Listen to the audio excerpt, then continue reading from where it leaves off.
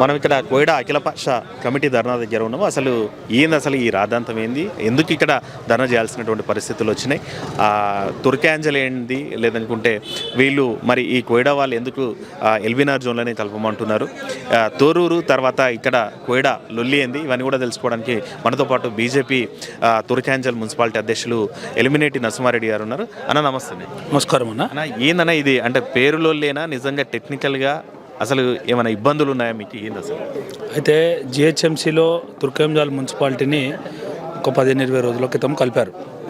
అయితే మనం అబ్జర్వ్ చేస్తే చుట్టుముట్టు ఆనుకోనున్న పరిసర ప్రాంతం మొత్తం ఎల్బీనగర్కు ఉంది. ఎల్బీనగర్ కాన్స్టిట్యున్సీ ఇటు మునుగనూరుకు ఆనుకోనున్న హయత్నగర్ అయితేమి, అటు ఇంజాపూర్కి ఆనుకోనున్న బిఎన్ఎడ్ అయితేమి, మొత్తం మనం ఎల్బీనగర్ కాన్స్టిట్యున్సీకి ఎల్బీనగర్ జోన్కి ఆనుకొని ఉన్నాము. మనకి ఎటు చూసినా ఏ మూలకు కూడా లేని చార్మినార్ జోన్లో కలపడం ఏదైతే ఉందో అది పెద్ద తప్పిదం ఫస్ట్.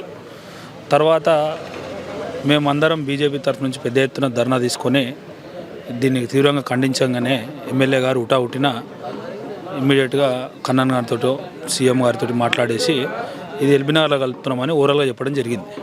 ఫైల్స్ కూడా తీసుకెళ్ళడం జరిగింది. మేము మళ్ళీ బీజేపీ నుంచి కూడా గట్టిగా డిమాండ్ చేయడం జరుగుతుంది.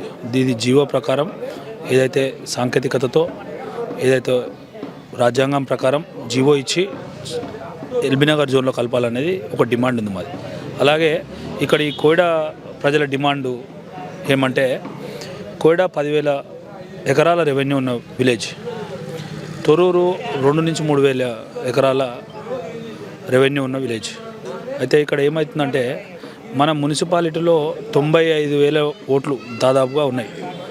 ఒక తుర్కంజాల్ వార్డేమో 20-25,000కి.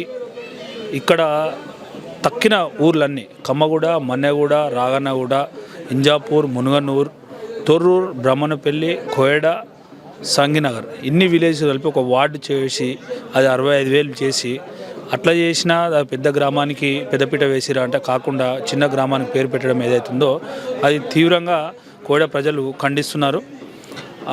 కోయిడా ప్రజలు జేఏసీ ఫామ్ అయ్యి ఇక్కడ దీక్షలు చేయడం జరుగుతుంది. వాళ్ళకు మద్దతుగా బీజేపీ నుంచి సంపూర్ణ మద్దతు ఇవ్వడానికి మేము ఇక్కడ రావడం జరిగింది. అయితే జిహెచ్ఎంసీలో కలిపే ముందు మనం కొన్ని వాస్తవాలు గమనించాల్సి ఉంటుంది. మున్సిపాలిటీకి 2 వార్డులు అని నామమాత్రంగా చెప్తారు. అయితే జల్పల్లి మున్సిపాలిటీ, మరి జల్పల్లిలో 3 వార్డులు ఎట్లా చేసారో మనకు తెలియదు. సో పాపులేషన్ బేస్గా చేసిన మనకి 3-4 వార్డులు ఖచ్చితంగా రావాలి. ఇది పాపులేషన్ బేస్గా చేయలే, ఏరియా బేస్గా వైశాల్యం బేస్గా చేయలే, మరి ఏ బేస్గా చేశారనేది ప్రభుత్వ అధికారులు. ఇప్పుడు మాట చెప్పండి, అంటే పేరు మార్పే మీ ప్రతిపాదన, మీ డిమాండా, లేదనుకుంటే జనాభా పరంగా ఏదైతే తుర్కాంజల్లో 20,000కి 25,000 చేసినట్టు కూడా మిమ్మల్ని డివిజన్ చేయమన్నటువంటి డిమాండ్ ఉందా? ప్రప్రథమంగా మా డిమాండ్ ఏంటంటే జనాభా బేస్ చేసుకొని డివిజన్ చేయాలి ఫస్ట్. తర్వాత ఆ జనాభా బేస్ చేసుకుంటే మనకు 3-4 వార్డులు వచ్చే అవకాశం ఉంటుంది. ఖచ్చితంగా కోయిడా ప్రధాన గ్రామం కాబట్టి కోయిడా పేరు రావాలని మేము డిమాండ్ చేస్తూ ఉన్నాం. కొత్త వచ్చే వార్డుకి కానీ లేకుంటే ఇప్పుడున్న వార్డుని సరిహద్దులు మార్చినా కానీ పెద్ద రెవెన్యూ అయిన కోయిడా, చారిత్రాత్మక చరిత్ర కలిగిన కోయిడాను ఖచ్చితంగా డివిజన్ చేయాలని మేము కోరుతూ ఉన్నాం. ఎందుకంటే ఇక్కడ పాపులేషన్ ఎక్కువ కాబట్టి రేపు పొద్దున ఇక్కడ ఉన్న లేఅవుట్లు, ప్లాట్లు కూడా పెద్ద ఎత్తున ఉన్నాయి కాబట్టి ఇక్కడ పాపులేషన్ విపరీతంగా పెరిగే ఛాన్స్ ఉంటుంది. సర్కిల్ ఆఫీస్ కానీ ఏదైనా కానీ ఇక్కడ అందుబాటులో ఉంటే ప్రజలకి సేవలు అందేందుకు చాలా ఈజీగా ఉంటుందని మేము నమ్ముతున్నాం.